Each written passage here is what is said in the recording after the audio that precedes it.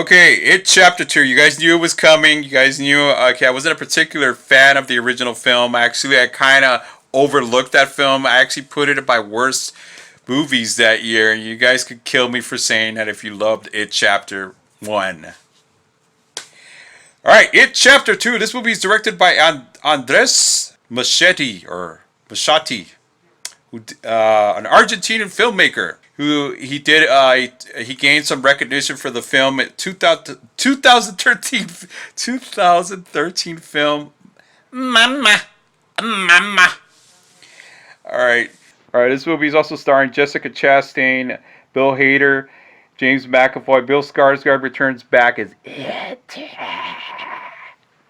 And Stephen King actually does one of his famous and pretty weird cameo roles on this movie, by the way. And James Ranison, as well as Jay Ryan and Isaiah Mustafa, and coming back, all the original cast, children cast, or kid actors from the original It Chapter 2, based on the book by Stephen King. And of course, you guys remember that mini TV series from the early 1990s that we all love.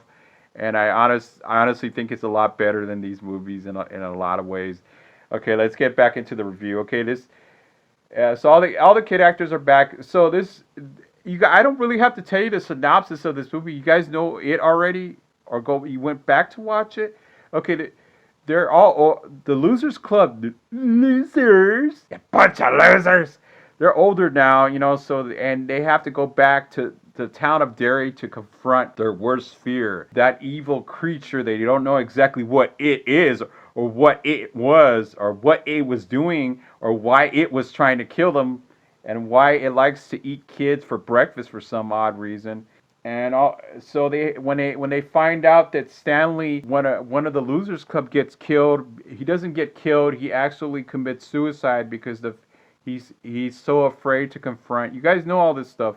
I mean, I don't need to tell you, but those of you that don't know it, the It movies, of the original It movies, or miniseries, he kills himself just because Mike calls him up, and he's the only one that's still living in the town of Derry, living a normal life, I guess, and he calls them up, and they're all going through their own individual struggles. You guys know one of them was a comedian, one of them had a broken marriage, and that's not really none of the, and one of them get married a successful actress. One of them is a writer now, and so you don't really see, because you can't really cram that in, even though this movie's excruciating long in some places.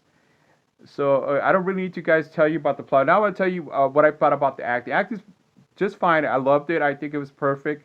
I think everybody did a great job, especially Bill Skarsgård brought his E game, his or like his it game again to this movie, and it really helped a lot, because actually it is not really the Pennywise is not really on this movie much. He kind of drops by when he wants to eat a little child. All right, I want to talk about something that bothers me about the about horror movies lately. How there's a lot of children getting killed on screen on movies. I am not talking about 12-year-olds. I'm talking about younger now, like the little girl who gets killed on here. Uh, and there's actually a scene in the beginning, a pretty controversial scene, where you see two homosexuals at a carnival, and they get beat up by a bunch of guys that hate them, and so they beat him up. And Pennywise has one of the homosexuals for breakfast, and he happens to be hanging around. I guess when one of them falls off the bridge, and there's like a ravine, a river, flowing down. He's rolling down the river, and he gets and Pennywise bites his arm off, or half his neck off. It's pretty hysterical, and that was never explored either. By the way, there's another plot hole, and so they have to band together to stop Pennywise from massacring more children for some reason.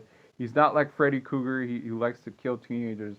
This guy likes to kill 5-year-olds. I mean, I'm sorry, 6 or 5 or 7-year-olds in here. It's like I said, for me, I don't like that. It's pretty controversial. I don't like it. I find it appalling and disturbing for me. Okay, moving on. So this movie kind of drags on a lot. Okay, it takes 2 hours 2 hours to explain everything. Well, all the characters and yeah, I'm all for that. When characters are fleshed out, when they explain meaning, when they explain who they are, where they've been the last 20 years. Yeah, I like that.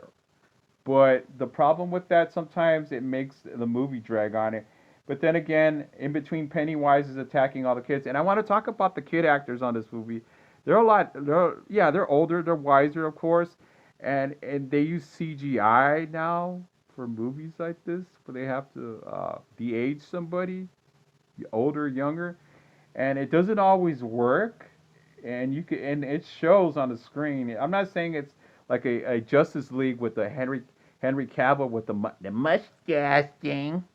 No, I'm like Finn Wolfhard, the young boy Finn Wolfhard. He's on. He comes back like the rest of the child actors that you guys we got really involved with, and we loved in the original film. And they brought their all of them brought their E game again. They were awesome.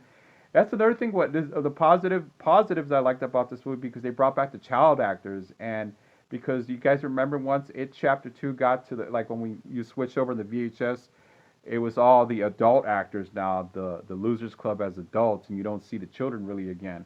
That's what I liked about this movie. That's the positive I found in this movie that the child actors were in the movie through the whole movie, and it makes it more digestible experience when you have that because when you're invested in all these characters from the original movie, it helps. It would help. So, okay, the final act of the movie kind of dragged on for me. At one point, I thought it was about to finish when they're fighting Pennywise. They fought him. It was, to me, it went on too long. I'm not suggesting this is like a ten round fight from the boxing from boxing or anything like that. It has to go on long. It didn't have to be that long, and it just kind of felt like it dragged. It dragged on a little bit for too much for me. So I kind of lost interest. I kind of found it hard to keep invested into it and keep my eye on the screen after that. And with the way they kill Pennywise, you feel robbed in the end. You kind of feel robbed, like you spent that $11 that you could have used for something else. You could have went to the Red Box. You could have went to Walmart and bought yourself some chips and some soda or something. You kind of feel like you robbed or something because the way they kill Pennywise is just kind of ignore him and it'll go away. And he becomes this small baby, and Mike grabs his heart, just kind of squeezes it, and they just ignore him, and he dies finally. You feel robbed. You feel like this whole this last chapter led up to this, and you just feel like there was no payoff. And I don't think there was any payoff with this movie. This movie it has some great moments, and there's some you could notice some here's Johnny scene on here. I thought that was a straight up rip off from a previous Stephen King movie, The Shining. Did not need to be there, and it just feels like okay. It chapter 2 kind of reminds me chapter 1 also kind of remind me The Sandlot meets Nightmare on Elm Street. Let me just put it out there for you guys. It's The Sandlot meets Nightmare on Elm Street, and it just feels like this. I thought the first one was bad. I don't think that movie's too bad anymore. I might have to go change the rating I gave it a couple years back because I am going to give this movie this rating, juvenile at best rating. The reason I'm giving a juvenile at best because it's not a bad movie. It's just you just kind of feel like you're missing. There's something missing, and especially the final act of the movie was like all this excitement for nothing, and then Pennywise just kind of turns to a little baby. He kind of reminds me of one of those Funko dolls, those Japanese Funko dolls at the end of the movie when he shrinks down to a baby size, and then that was it. That we're supposed to buy that. We're supposed to. You walk out of the theater, you're like, no, nah, it's not happening. And that's how kind of how you feel. All right, let me know what you guys thought about It Chapter Two. And like I said, I think I'd watch this movie again one more time, but I don't think I'd watch it again after that because it's just not a, it's kind of those movies that you'll probably watch at Sci-Fi or Shudder or something like that, or one of those other horror movie premium channels or something like that, and just kind of watch it in the background just for background noise or something. Kind of look at it a little bit. Oh yeah, I remember that part. And then that's pretty much it. All right, let me know what you guys thought about It Chapter Two, about the original. I want to know what you guys think about the original series. Also, I love the original. I want to do maybe a whole video of it because I really love the original one. The original one, I'd stick to the original one. I love it. And I'm not saying these movies are awful because I said that It Chapter One. I'm sorry. I need to go change that. I'm stupid. Sometimes critics are stupid. Sometimes I admit it. I'm kind of stupid sometimes. I'm a stupid YouTube critic sometimes.